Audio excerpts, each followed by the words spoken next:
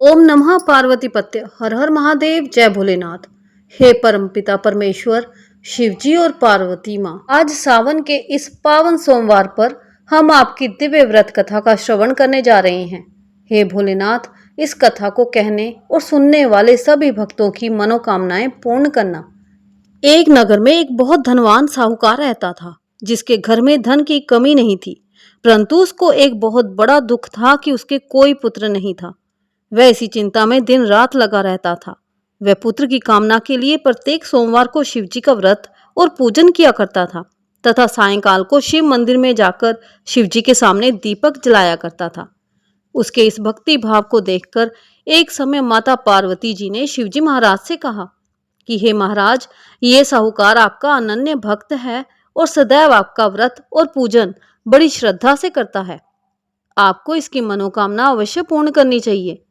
शिवजी ने कहा, हे पार्वती, ये संसार कर्म क्षेत्र है।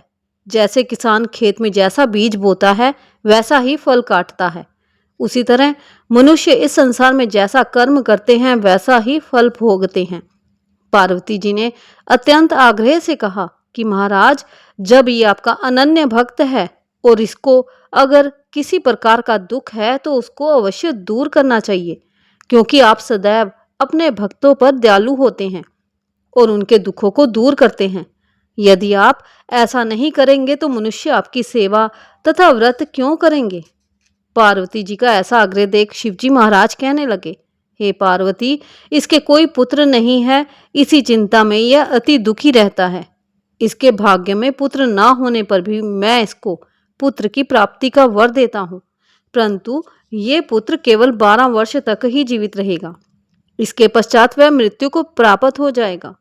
इससे अधिक मैं और कुछ नहीं कर सकता। ये सब बातें साहूकार सुन रहा था। इससे उसको ना कुछ प्रसन्नता हुई और ना ही कुछ दुख हुआ। वह पहले जैसा ही शिवजी महाराज का व्रत और पूजन करता रहा। कुछ काल व्यतीत हो जाने पर साहूकार की स्त्री गर्भवती हुई और 10वें महीने में उसके गर्भ से अति सुंदर पुत्र की प्राप्ति हुई। साहूकार के घर में बहुत खुशी मनाई गई, परंतु साहूकार ने उसकी केवल 12 वर्ष की आयु जानकर अधिक प्रसन्नता प्रकट नहीं की और ना ही किसी को भेद ही बताया।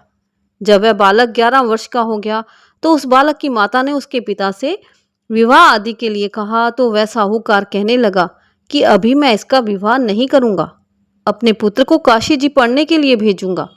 फिर साहूकार ने अपने साले अर्थात बालक के मामा को बुला उसको बहुत सा धन देकर कहा कि तुम इस बालक को काशी जी पढ़ने के लिए ले जाओ और रास्ते में जिस स्थान पर भी रुको यज्ञ तथा ब्राह्मणों को भोजन कराते जाओ।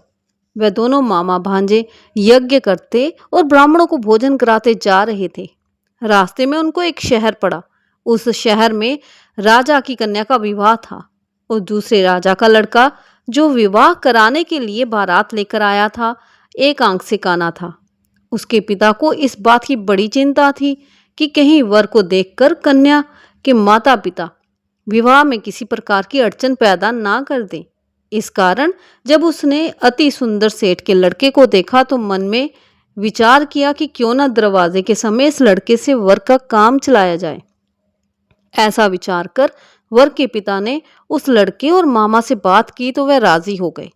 फिर उस लड़के को वर के कपड़े पहना तथा घोड़ी पर चढ़ा दरवाजे पर ले गए और सब कार्य प्रसन्नता से पूर्ण हो गया। फिर वर के पिता ने सोचा कि यदि विवाह कार्य भी इसी लड़के से करा लिया जाए तो क्या बुराई है। ऐसा विचार कर लड़के और उसके मामा से कहा, यदि आप फेरों का और कन्यादान के काम को भी करा दें तो आपकी बड़ी कृपा होगी और मैं इसके बदले में आपको बहुत सा धन दूंगा। तो उन्होंने स्वीकार कर लिया और विवाह कार्य भी बहुत अच्छी तरह से संपन्न हो गया। परंतु जिस समय लड़का जाने लगा तो उसने राजकुमारी की चुनरी के पल्ले पर लिख दिया कि तेरा विवाह तो मेरे साथ हुआ है, परंतु जिस राजकुमार के साथ तुमको भेजेंगे वे एक आंख से काना है और मैं काशी जी पढ़ने जा रहा हूँ।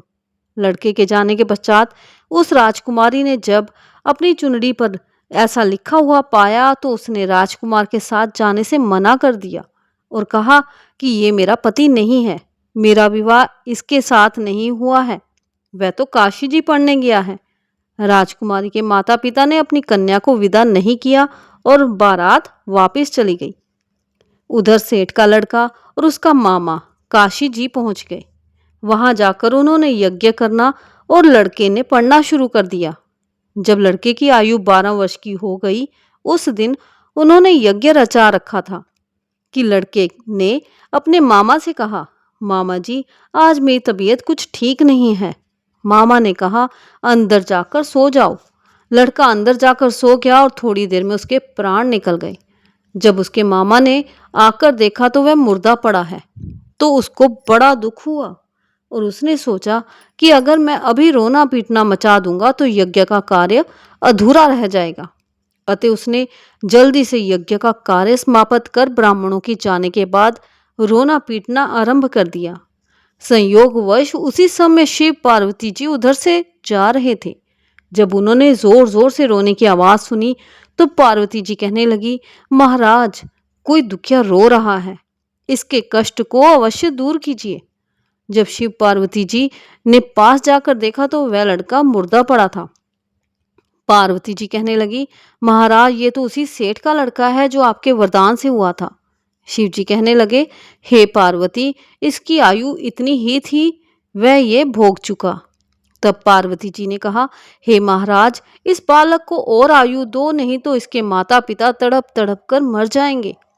पार्वती जी के बार बार आग्रह करने पर शिव जी ने उसको जीवन वरदान दिया और शिव जी महाराज की कृपा से लड़का जीवित हो गया।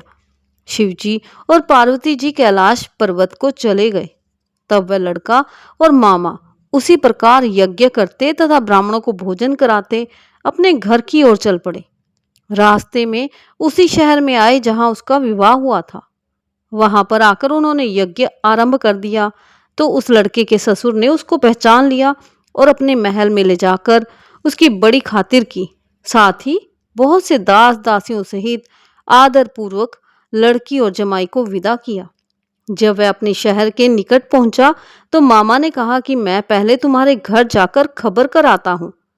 जब उस लड़के का मामा घर पहुंचा तो लड़के के माता पिता घर की छत पर बैठे थे और ये प्रण कर रखा था कि यदि हमारा पुत्र सकुशल लौट आया तो हम राजी खुशी नीचे आ जाएंगे, नहीं तो छत से गिरकर अपने प्राण खो देंगे।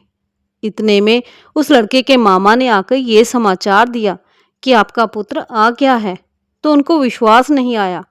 तब उसके मामा ने शपथ पूर्वक कहा कि आपका पुत्र अपनी स्त्री के साथ बहुत सारा धन साथ लेकर आया है। तो सेठ ने आनंद के साथ उसका स्वागत किया और बड़ी प्रसन्नता के साथ रहने लगे। इसी प्रकार से जो कोई भी सोमवार के व्रत को धारण करता है अथवा इस कथा को पढ़ता या सुनता है, उसकी समस्त मनोकामनाएं पूर्ण होती हैं। बोलिए भोलेनाथ की जय, माँ पार्वती की जय। भोलेनाथ की कृपा आप और आपके परिवार पर हमेशा बनी रहे। अगर आपको ये कथा अच्छी लगी तो वीडियो को लाइक करें और दोस्तों के साथ शेयर करें। धर्म और त्योहारों से जुड़ी ऐसे ही कथाओं के लिए हमारे चैनल को सब्सक्राइब करना ना भूलें। वीडियो देखने के लिए आपका बहुत बहुत धन्यवाद। आपका दिन शुभ रहे।